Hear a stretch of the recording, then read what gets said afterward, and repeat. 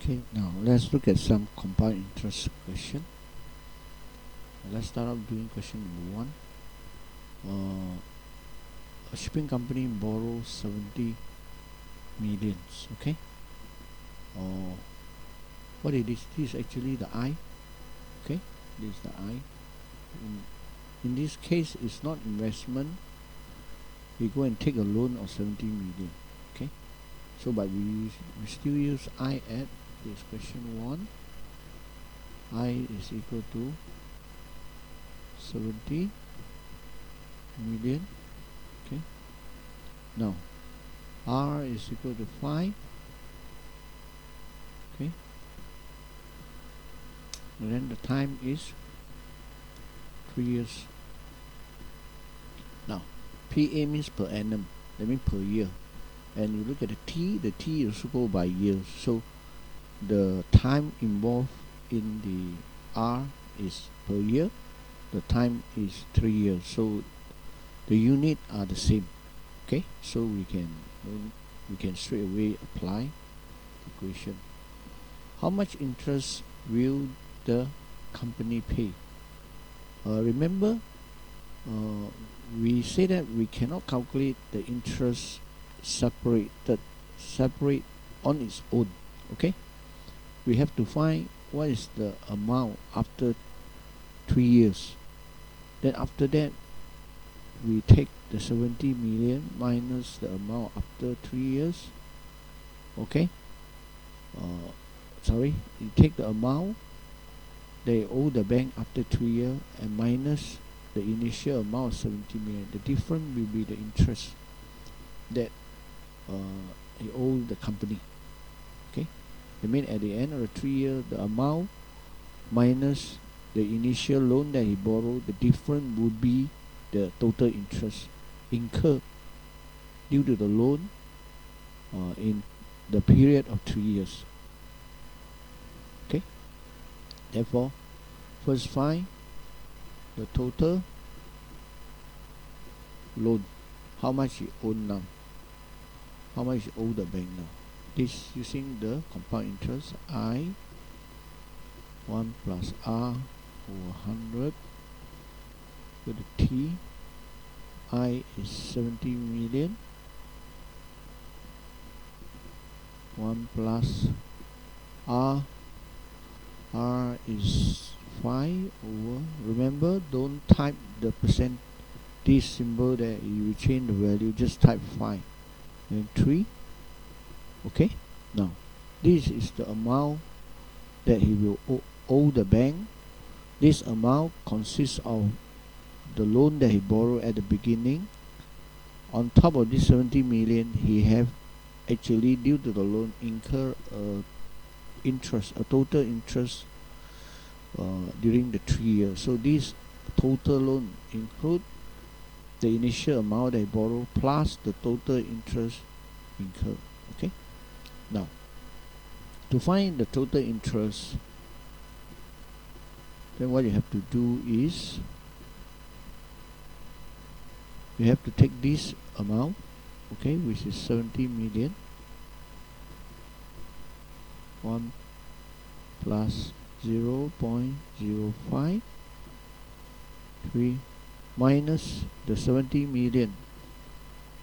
Okay, the difference will be the total interest incurred during the 3-year period. Okay, that should be quite easy to understand. Let's look at question number 2.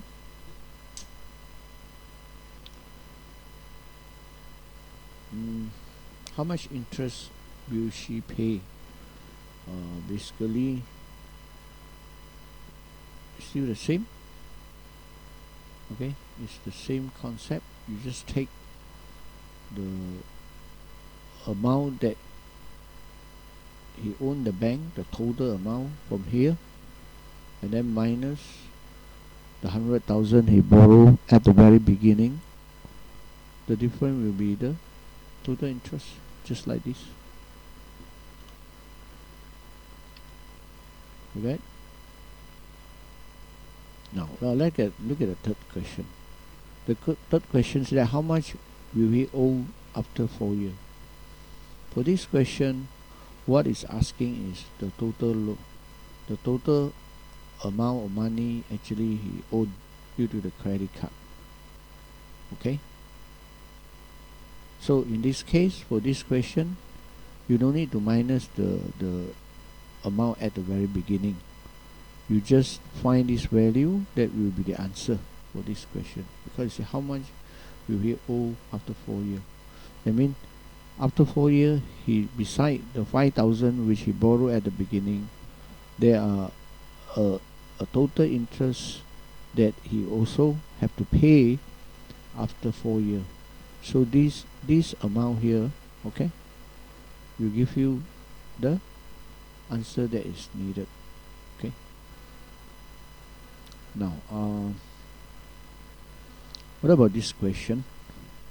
This question, let's look at question number 4. This question number 1. Question number 4. It started off with I, the initial amount, which is 1,000. Now, the R is actually increased. That means R is a positive 10.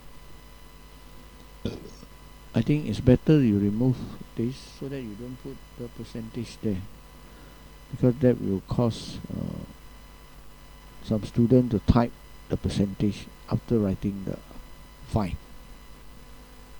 Okay, now then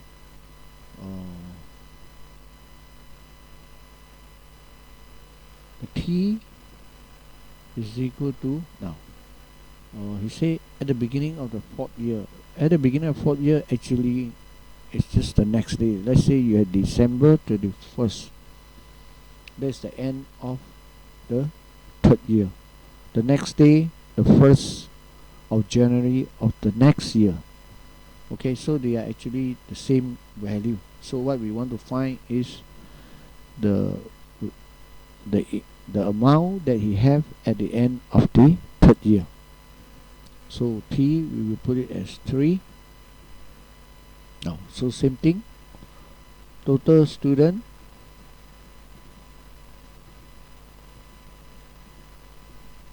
which we will get during the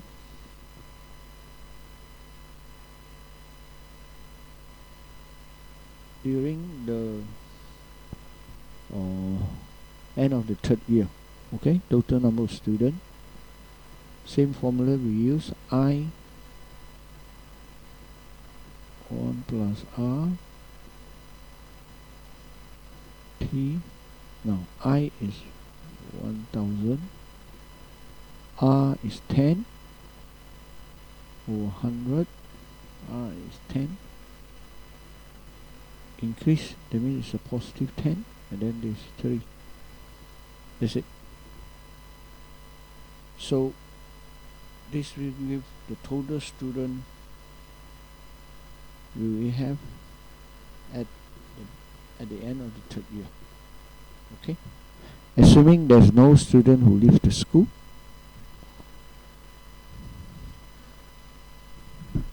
So this is the answer.